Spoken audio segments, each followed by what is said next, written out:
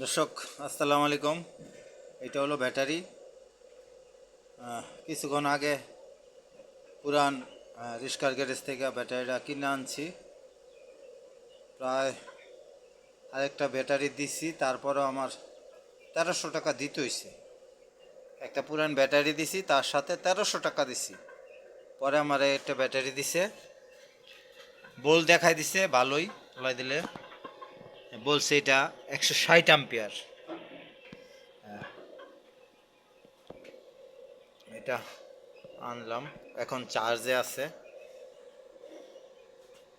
এই যে আমার নতুন মেশিনটা, মিনি আইপিএস, সব কিছু অটো কাজ করবে। এটা এটা এখন লাইন দিয়ে রেখেছি, চলতেছে, ব্যাটারিও চার্জ হইতেছে।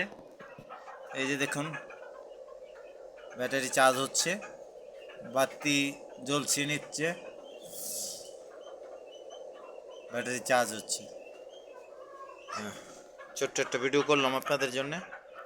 এটা খুবই দরকার, যাদের ডিম ফুটানোর মেশিন আছে তাদের এটা দরকার।